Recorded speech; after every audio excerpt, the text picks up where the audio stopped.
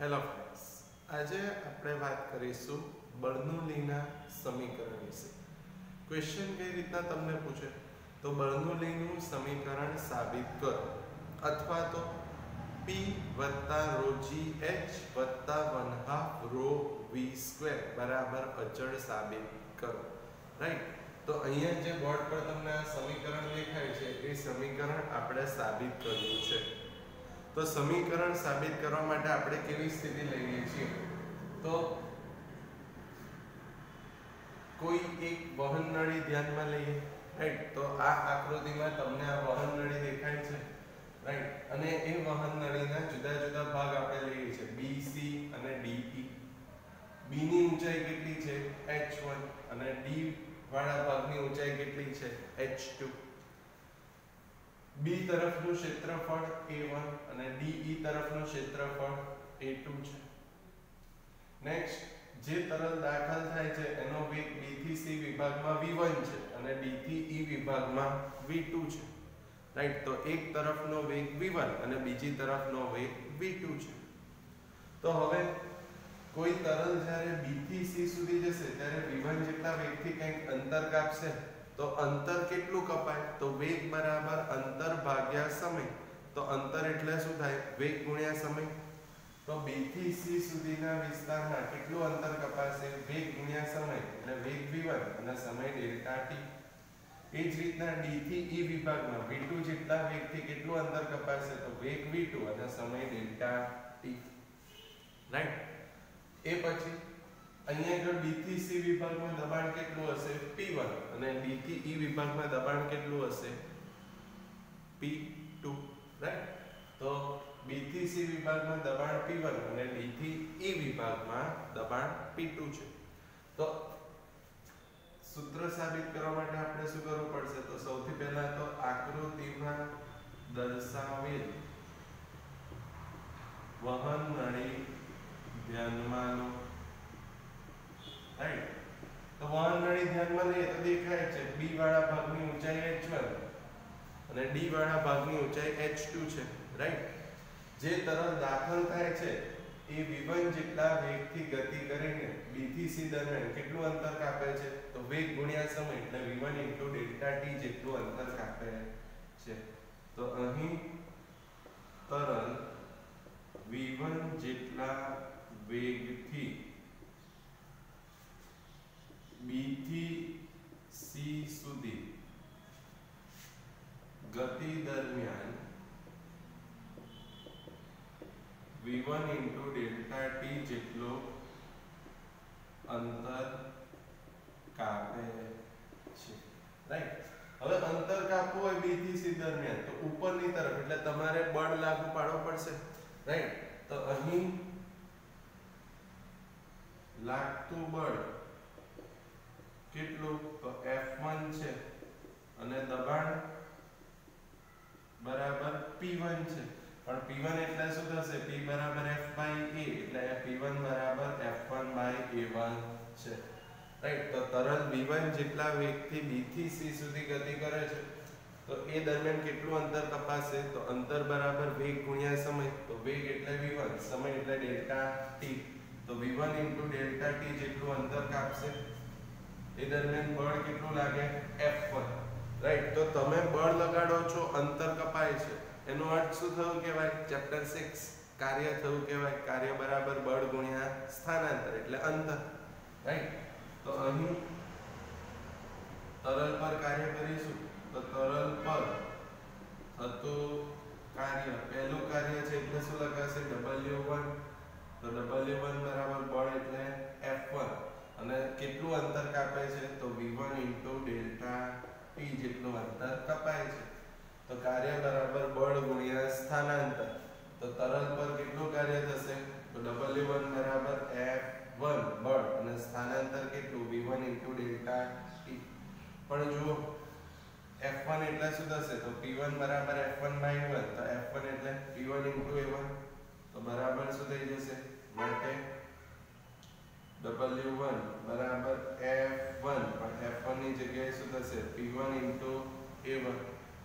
Right, v1 delta t તો as it is તો આ તો જુઓ શું થયું ફ્રેન્ડ, ક્ષેત્રફળ અને આ v1 ડેલ્ટા t એટલે શું થાય, અંતર. તો ક્ષેત્રફળ ગુણ્યા અંતર એટલે લંબાઈ. તો યાદ કરો, ક્ષેત્રફળ ગુણ્યા લંબાઈ એટલે શું થાય, કદ. રાઈટ. તો અહીંયા આગળ સાઈડ પર કદ v બરાબર આપણે શું લખીએ છીએ, ક્ષેત્રફળ ગુણ્યા લંબાઈ એટલે કે v બરાબર a. ક્ષેત્રફળ એટલે શું થાય, a as it is, અને લંબાઈ એટલે શું થાય, વેગ ગુણ્યા સમય એટલે ડેલ્ટા t. તો a v ડેલ્ટા t એની જગ્યાએ આપણે શું લખી શકીએ, કદ v. રાઈટ. તો અહીંયા આગળ માટે w1 બરાબર શું થશે, p1 અને a v ડેલ્ટા t એટલે કે ડેલ્ટા t છે એટલે કદ શું થશે, ડેલ્ટા v. રાઈટ. કેમ, સમય ડેલ્ટા t લીધો છે તો કદ v ની જગ્યાએ ડેલ્ટા v. તો કદ તો હંમેશા એક સરખું જ હોય. તો w1 બરાબર શું થયું, p1 ડેલ્ટા v. રાઈટ. તો ફરી એકવાર બળ લાગે છે તો અંતર કાપ્યું તો કાર્ય થાય કેટલું, w બરાબર fd. તો w1 બરાબર f1 અને અંતર v1 ડેલ્ટા t. પણ f1 એટલે શું થાય, p1 a1, v1 delta t as it is. તો a એટલે ક્ષેત્રફળ, v1 ડેલ્ટા t એટલે લંબાઈ. રાઈટ. તો આ v1 ડેલ્ટા t લંબાઈ, ક્ષેત્રફળ ગુણ્યા લંબાઈ એટલે કદ v. તો a as it is, લંબાઈ એટલે v ડેલ્ટા t. તો a v ડેલ્ટા t શું લખાય, ડેલ્ટા v કદ. રાઈટ. એ જ રીતના હવે તરલ ક્યાંથી ક્યાં જશે, d થી e સુધી કેટલા વેગથી, v2 જેટલા વેગથી કેટલું અંતર કાપે છે, v2 ડેલ્ટા t જેટલું અંતર કાપે છે. તો હવે તરલ v2 જેટલા વેગથી d થી e સુધી ગતિ કરે છે, જે દરમિયાન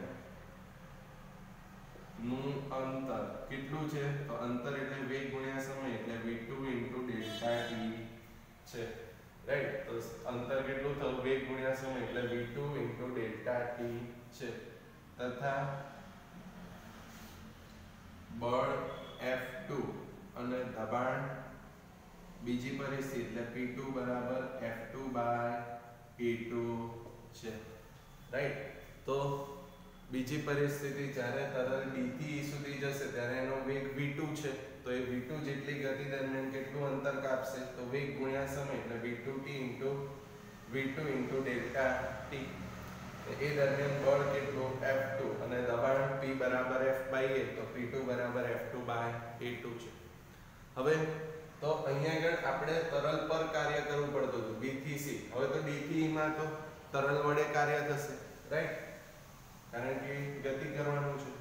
તો હવે તરલ વડે થતું કાર્ય, તો જો કોઈ પણ પદાર્થ વડે થતું કાર્ય હોય તો આપણે એને કેવું લઈએ છીએ, ઋણ.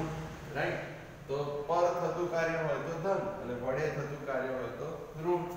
therefore w2 that is equals to minus fd.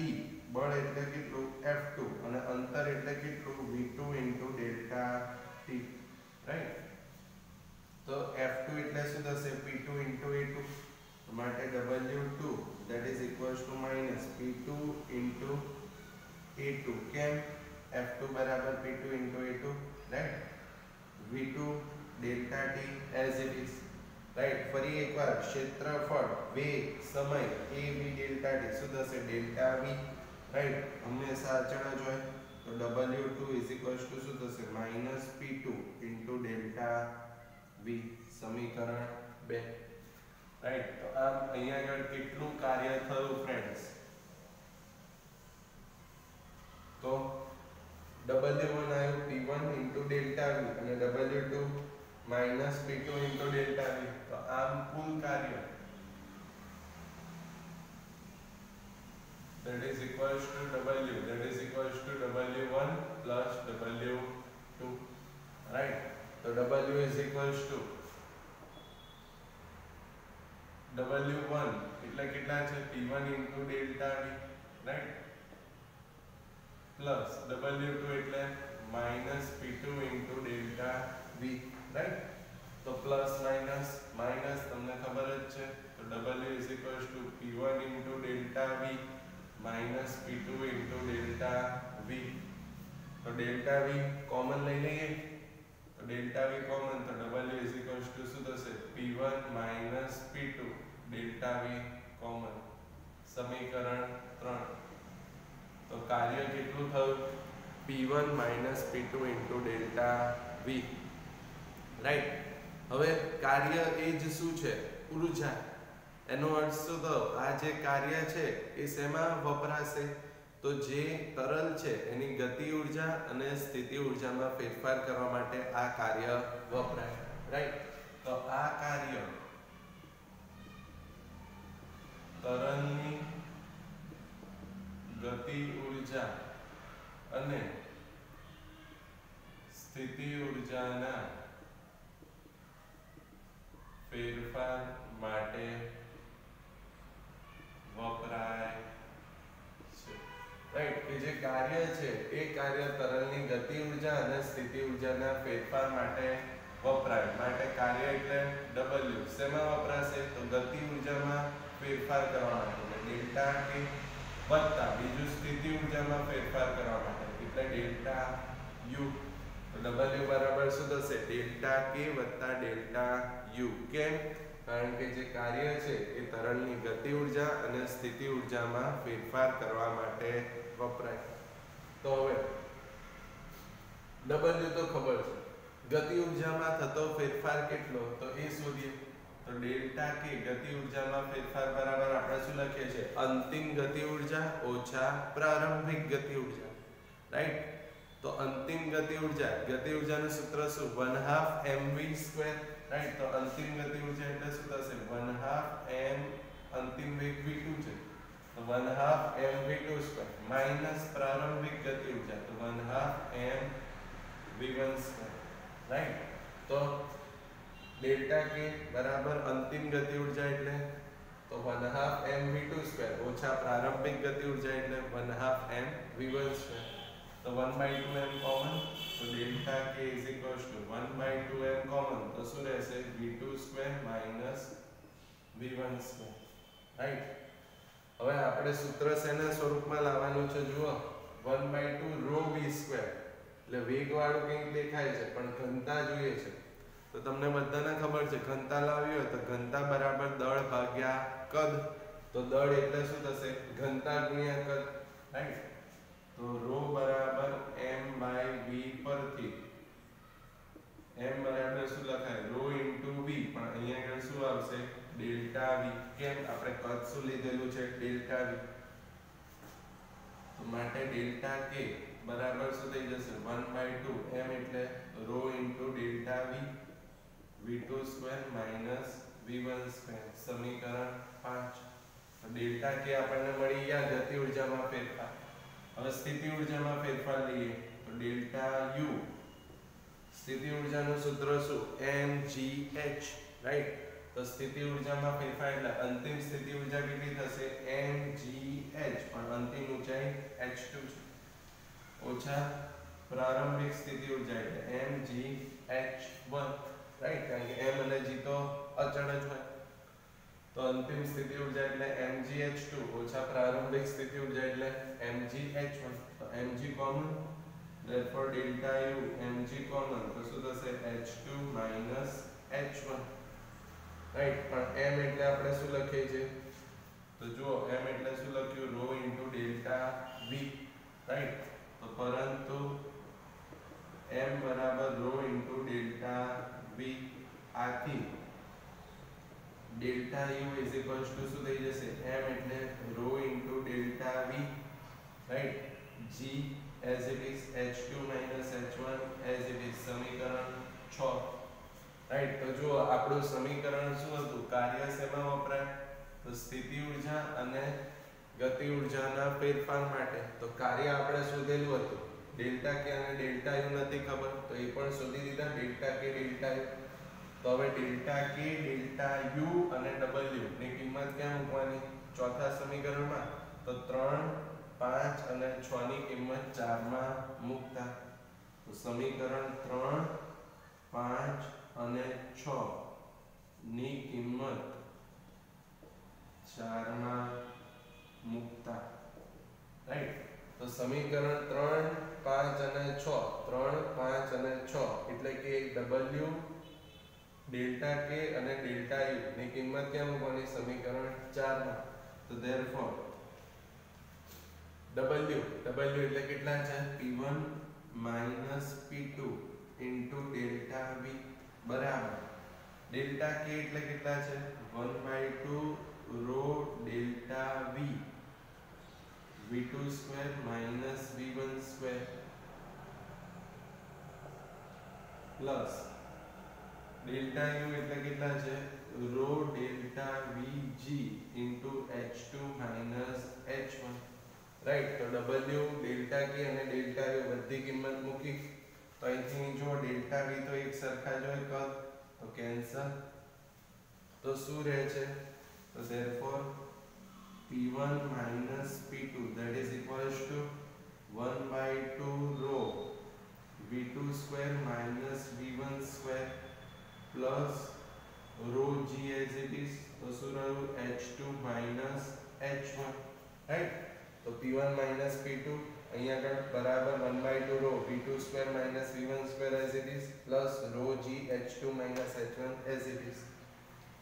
તો હવે 1/2 rho ને અંદર ગુણીએ તો શું થશે? therefore P1 minus P2 is equals to પહેલા 1/2 rho કોની જોડ ગુણાશે? V2 square જોડ. તો 1/2 rho V2 square minus V1 square સાથે ગુણો તો 1/2 rho V1 square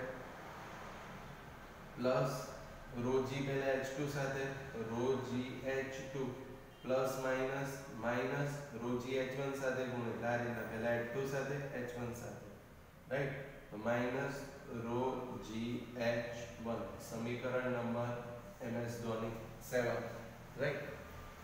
તો P1 minus P2 1/2 rho પહેલા V2 square જોડે ગુણ્યા તો 1/2 rho V2 square પછી minus 1/2 rho V1 square rho G H2 સાથે ગુણો તો rho G H2 plus minus rho G H1 right. તો આ થયું સમીકરણ 7.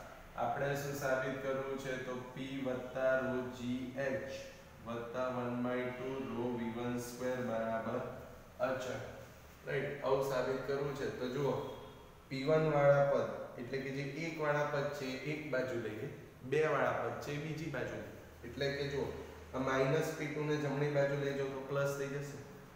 1/2 rho V1 square છે માઈનસ છે ડાબી બાજુ લાવો તો પ્લસ અને rho G H1 એક વાળો પદ માઈનસ છે ડાબી બાજુ લાવો તો પ્લસ રાઈટ. તો P1 as it is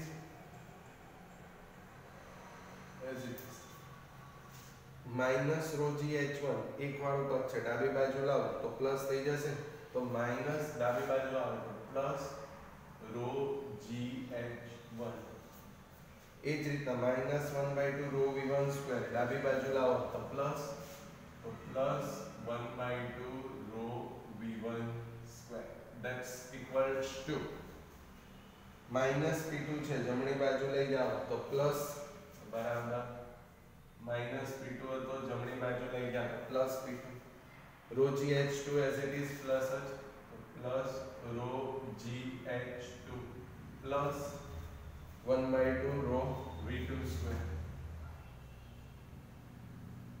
જુઓ તો શું સાબિત કર્યું ફ્રેન્ડ્સ કે એક વાળા પર ડાબી બાજુ લઈ લીધા એટલે P1 તો છે જ rho G H1 માઈનસ છે ડાબી બાજુ લાવો તો plus rho G H1 1/2 rho V1 square minus છે ડાબી બાજુ લાવો તો plus 1/2 rho V1 square -P2 હતા જમણી બાજુ લઈ જાઓ તો પ્લસ તો બરાબર જમણી બાજુમાં P2 plus rho G H2 plus 1/2 rho V2 square. આનો અર્થ શું થયો?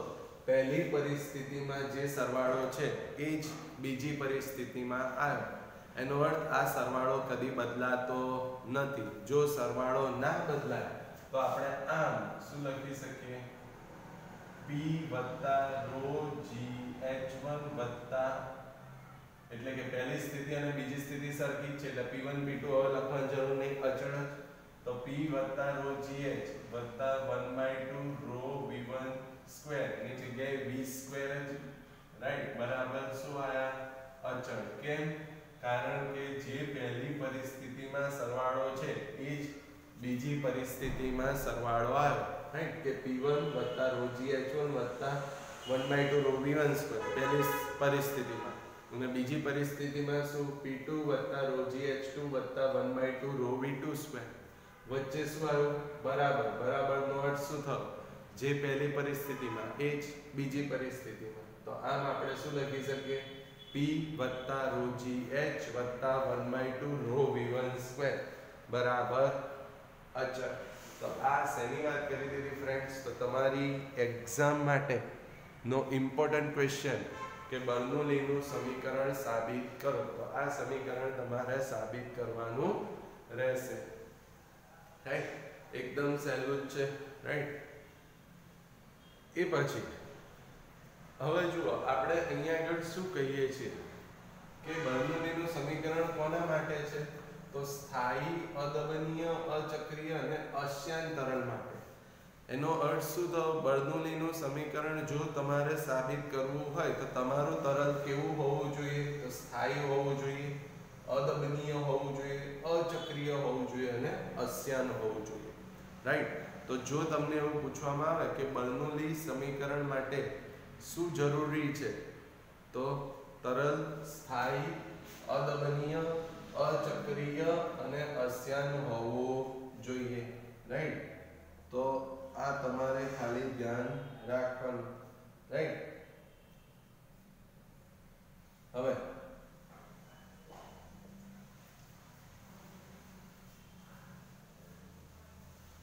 જો તમને એવું કે બર્નોલી સમીકરણની લિમિટેશન શું, તો લિમિટેશનમાં પણ શું આવે આનું આ જ કે લિમિટેશન શું કે સ્થાયી, અદબનીય, અચક્રીય અને અશ્યાન તરલ હોવું જોઈએ. એ જ એની શું થઈ લિમિટેશન.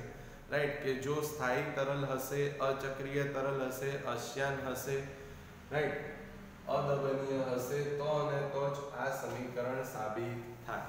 એટલે જો તમને કોઈ એવું પૂછે કે બર્નોલી સમીકરણ ની લિમિટેશન શું છે અથવા તો જરૂરિયાત શું છે, તો આન્સર શું જે મેં કીધું એ તરલ સ્થાયી, અદબનીય, અચક્રીય અને અશ્યાન હોવું જોઈએ. રાઈટ, તો આ થઈ બર્નોલીના સમીકરણની જરૂરિયાત અથવા તો એની લિમિટેશન. એ પછી જો સ્થાયી તરલ હોય, રાઈટ, કારણ કે આપણે કીધું સ્થાયી તરલ, જો સ્થાયી તરલ હોય તો એનો વેગ કેવો હોય, 0. રાઈટ, તો એના માટે બર્નોલીનું સમીકરણ આપણે મેળવવું હોય તો સ્થાયી તરલ તો વેગ 0, એનો અર્થ કે મારે V1 અને V2 ની કિંમત કેવી લેવી પડે 0. કેમ, શબ્દ બોલ્યો ને સ્થાયી તરલ. રાઈટ, એટલે કે જો તરલ સ્થાયી હોય તો V1 અને V2 બરાબર 0. રાઈટ, તો સમીકરણ જોઈતું હોય તો શેમાં કિંમત મૂકવાની, V2 અને V1 ની કિંમત 7 માં. તો આમ સમીકરણ 7 પરથી શું સમીકરણ થશે, તો P1 P2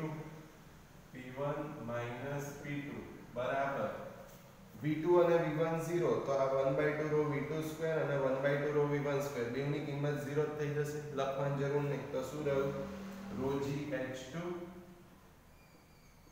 minus rho gH1. Right, એટલે જો તરલ સ્થાયી હોય તો વેગ V1 અને V2 0, તો 1/2 rho V2 સ્ક્વેર અને 1/2 rho V1 સ્ક્વેર ની કિંમત પણ 0 જ આવે.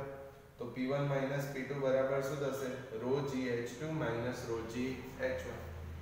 તો અહીંયા આગળ એક વાળા પદ સાથે લાવો તો P1 અને minus rho gH1 ડાબી બાજુ આવે તો plus rho gH1. બે વાળા પદ જમણી બાજુ તો P2 minus જમણી બાજુ લઈ જાવ તો plus, તો P2 plus rho gH2. સમીકરણ નંબર અને કહી દઈએ 8 અને કહી દઈએ 9. રાઈટ, જો તરલ સ્થાયી હોય તો બર્નોલીનું સમીકરણ શું થાય, તો વેગ બેવ 0, V1 અને V2. તો આ સમીકરણ 7 માં V1 અને V2 0 મૂકો તો P1 P2 બરાબર rho gH2 minus rho gH1. Right, એક વાળા પદને એક સાથે લાવો તો P1 + rho gH1 બરાબર શું થશે, P2 + rho gH2. રાઈટ, તો આ આપણે શેની વાત કરી દીધી કે જો તરલ સ્થાયી હોય તો બર્નોલીનું સમીકરણ. હવે આપણે વાત કરીએ બર્નોલી સમીકરણ જે છે એનો ઉપયોગ શું, તો સ્પ્રે પંપ હોય, એ પછી વેન્ચ્યુરીમીટર જે આપણે હમણાં નેક્સ્ટ લેક્ચરમાં ભણીશું, રાઈટ, એ પછી કોઈ તરલ હોય, રાઈટ, એ ઉપરથી નીચે આવતું હોય ત્યારે એનો વેગ શોધવા માટે, રાઈટ, પછી સ્પિન બોલ તમે કરો ત્યારે એનો ગતિમાર્ગ વક્ર હોય છે, એ સમજાવવા માટે આપણે બર્નોલીના સમીકરણનો ઉપયોગ કરીએ છીએ. તો કોઈ તમને એવું પૂછે બર્નોલી સમીકરણનો ઉપયોગ શું, તો વેન્ચ્યુરીમીટરમાં, સ્પ્રે પંપમાં, કોઈ ઊંચાઈ પરથી જો કોઈ તરલ નીચે પડતું હોય તો તેનો વેગ શોધવા માટે, સ્પિન થતા બોલનો ગતિમાર્ગ સમજાવવા માટે, રાઈટ. આ ઉપરાંત કે જે વિમાનની જે પાંખ હોય છે, રાઈટ, એ પાંખની ગતિ સમજવા માટે પણ, એટલે એના માટેનું દબાણ સમજાવવા માટે પણ, એટલે કે એરોફોઇલ જેને આપણે કહીએ છીએ, એમાં પણ બર્નોલી સમીકરણનો ઉપયોગ આપણે કરીએ છીએ. તો આ જે બધા ઉપયોગ હું બોલ્યો, વેન્ચ્યુરીમીટર બોલ્યો, એરોફોઇલ બોલ્યો, સ્પિન થતા બોલનો ગતિમાર્ગ જાણવા માટે, સ્પ્રે પંપ વિશે, તો આમાં બર્નોલીનો ઉપયોગ થાય છે. તો આ બધી જ થિયરી આપણે આપણા નેક્સ્ટ લેક્ચરમાં વાત કરીશું, રાઈટ. પણ એ પહેલો ઉપયોગ જે હું બોલ્યો હોય કે કોઈ ઊંચાઈએથી જો તરલ પડે તો તેનો વેગ શોધવા માટે, રાઈટ. તો પહેલો જોઈએ બર્નોલી સમીકરણનો ઉપયોગ.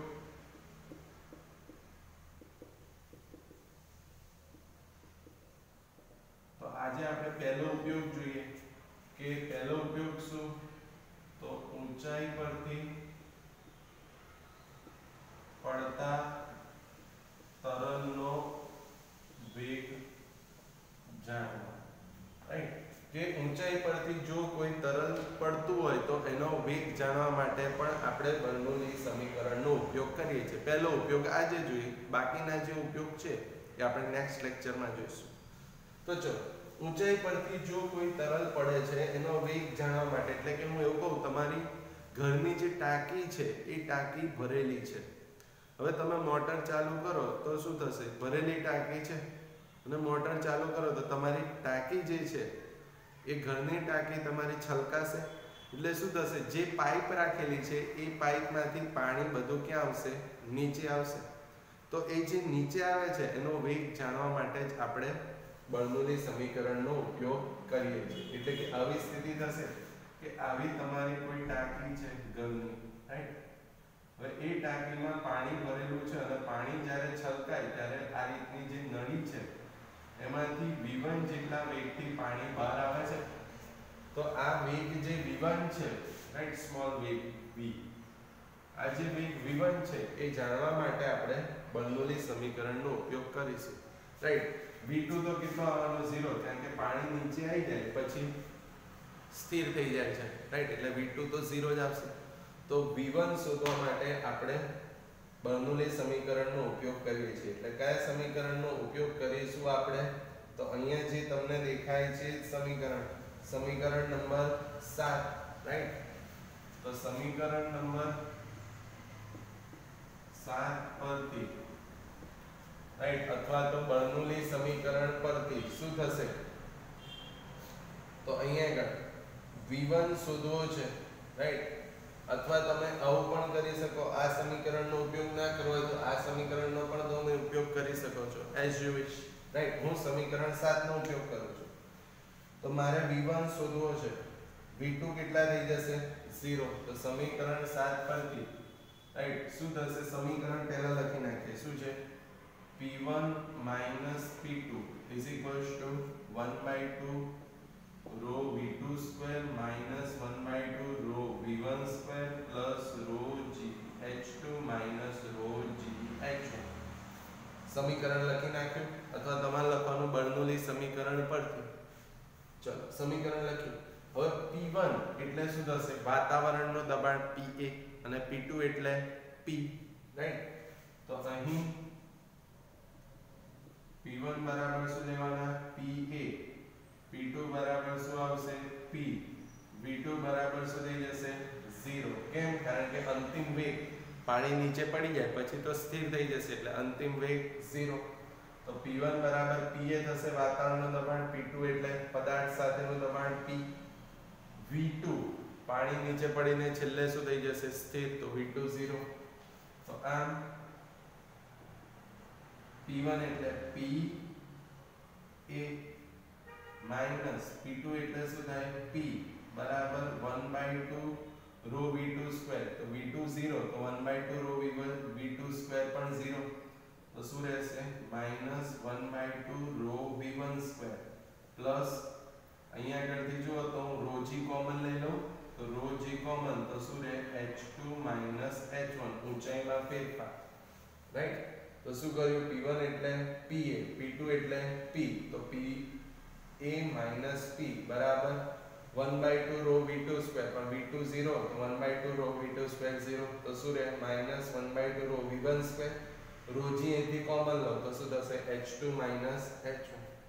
આપણે V1 શોધવો છે તો 1/2 રો V1 સ્ક્વેર ને આપણે ક્યાં લઈશું ડાબી બાજુ, તો પ્લસ થઈ જશે, તો આમ 1/2 rho V1 square that is equals to, તો હવે આ Pa માઈનસ P જમણી બાજુ લઈ જાઓ તો P પ્લસ થશે અને Pa માઈનસ થશે, રાઈટ, કારણ કે P જમણી બાજુ લઈ જાઓ તો પ્લસ અને Pa જમણી બાજુ જાય તો minus, plus rho g h, કેમ તો ઊંચાઈનો ફેરફાર h2 h1 બરાબર આપણે કેટલો લઈએ છે h, રાઈટ.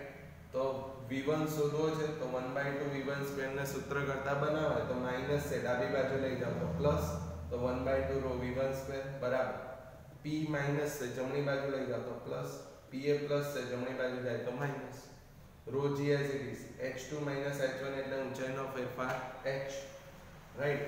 તો હવે આપણે શું શોધવું છે, તો આપણે શોધવું છે v1 સ્ક્વેર, તો v1 સ્ક્વેર ને સૂત્ર કરતા બનાવો તો 2 ગુણાઈ જશે, રાઈટ. તો આનો ભેગો કૌંસ લઉં, દબાણનો તફાવત p માઈનસ pa સાથે, રાઈટ. તો v1 સ્ક્વેર ને સૂત્ર કરતા બનાવો તો 2 ગુણાઈ જશે અને રો વડે ભાગવા પડશે, તો therefore v1 square that is equals to 2 સામે જાય એટલે ગુણાઈ જશે એટલે 2p માઈનસ pa અને રો વડે ભાગવા પડશે, પ્લસ રો gh સાથે પણ 2 ગુણાય એટલે 2 રો gh અને રો વડે ભાગવાનું, કારણ કે v1 સ્ક્વેર ને સૂત્ર કરતા બનાવો તો આ આખો ભાગ 2 વડે ગુણાશે અને રો વડે ભાગવું પડશે, રાઈટ. તો અહીંથી આ રો કેન્સલ, રાઈટ. તો v1 શોધવા છે તો બંને બાજુ વર્ગમૂળ લઈ લઈએ, તો v1 બરાબર શું થશે વર્ગમૂળમાં 2p pa upon rho plus શું રહેશે 2gh, રાઈટ. તો વેગ કેટલો થયો, તો v1 બરાબર વર્ગમૂળમાં 2p pa upon rho plus 2gh, right. તો આ શેનું સૂત્ર થઈ ગયું, તો જો બંધ ટાંકી હોય, રાઈટ, અથવા તો કોઈ બી બંધ પદાર્થ એમાંથી જો તરલ પડે તો એ તરલનો વેગ કેટલો હોય, તો v1 બરાબર વર્ગમૂળમાં 2p pa upon rho plus 2gh, right. હવે જો હું એવું કહું કે આ p માઈનસ pa ની કિંમત ખૂબ જ મોટી છે, રાઈટ, એટલે કે જો p minus pa double greater than 2gh, તો 2gh કરતા p માઈનસ pa ની કિંમત બહુ જ મોટી છે, તો આપણે અહીંયા 2gh ને શું કરી શકીએ અવગણી શકીએ, તો શું થશે વેગનું સૂત્ર v1 બરાબર વર્ગમૂળમાં 2p pa upon row, right. 2gh લખવાની પછી જરૂર નથી, કેમ, હું શું બોલ્યો, જો p minus pa double greater than એટલે ખૂબ જ મોટું, એટલે 2gh ની સાપેક્ષે p માઈનસ pa કેવું છે ખૂબ જ મોટું, તો આપણે 2gh ને શું કરી શકીએ અવગણી શકીએ. એ જ રીતના અને જો 2gh બહુ જ મોટા હોય, 2gh double greater than p minus pa, તો આ p માઈનસ pa વાળા પદને તમે અવગણી શકો, લખવાની જરૂર નહીં, કેમ, 2gh ખૂબ જ મોટા છે, તો વેગ કેટલો થશે v1 બરાબર વર્ગમૂળમાં 2gh, રાઈટ. તો આપણે જુદી જુદી પરિસ્થિતિ માટે સૂત્ર બનાવ્યું, રાઈટ, કે જો p માઈનસ pa મોટા હોય 2gh કરતા તો તમારે 2gh ને અવગણવાનું, અને જો 2gh મોટા હોય તો p માઈનસ pa વાળા પદને અવગણવાનું, રાઈટ. તો ફ્રેન્ડ્સ, આજે આપણે જોયો તમારી એક્ઝામ માટે ખૂબ જ અગત્યનો પ્રશ્ન, બર્નોલીનું સમીકરણ સાબિત કરો. અને પછી આપણે જોયું બર્નોલી સમીકરણની જરૂરિયાત શું છે, એની લિમિટેશન શું છે. એ પછી જોયું બર્નોલીના સમીકરણના જે જુદા જુદા ઉપયોગ બોલ્યો, એમાંથી પહેલો ઉપયોગ આપણે જોયો કે ઊંચાઈ પરથી પડતા તરંગનો વેગ જાણો. તો તમને એવું પણ કે બર્નોલી સમીકરણના ઉપયોગોમાંથી કોઈ પણ એક ઉપયોગ સમજાવો. તો આ પહેલો ઉપયોગ તમારે સમજાવવાનો, રાઈટ. તો ક્વેશ્ચન કઈ રીતના પૂછાય? તો પહેલો ક્વેશ્ચન, બર્નોલીનું સમીકરણ સાબિત કરો, 5 માર્કનો ક્વેશ્ચન, રાઈટ. એ પછી બર્નોલી સમીકરણની જરૂરિયાત અથવા તો લિમિટેશન જણાવો, તો 2 માર્ક. બર્નોલી સમીકરણના ઉપયોગો જણાવો, તો જે હું 4 ઉપયોગ બોલ્યો એ લખવાના, એ 2 માર્કનો ક્વેશ્ચન. અને જે આ છે કે બર્નોલીના સમીકરણનો ઉપયોગ જણાવી કોઈ એક ઉપયોગ સમજાવો, તો જણાવીને તમારે એક ઉપયોગ સમજાવવાનો છે. કોઈ બી આ પહેલો ઉપયોગ આજે આપણે જોયો, રાઈટ. તો આ ક્વેશ્ચન 3 માર્ક્સનો, રાઈટ. એટલે જે આપણે પછી પણ નેક્સ્ટ લેક્ચરમાં બીજા ઉપયોગ જોઈશું, તો તમે બીજા ઉપયોગ પણ સમજાઈ શકો, રાઈટ. તો આજનું કામ આપણે અહીંયા આગળ પૂરું કરીએ છીએ. Okay friends, thank you.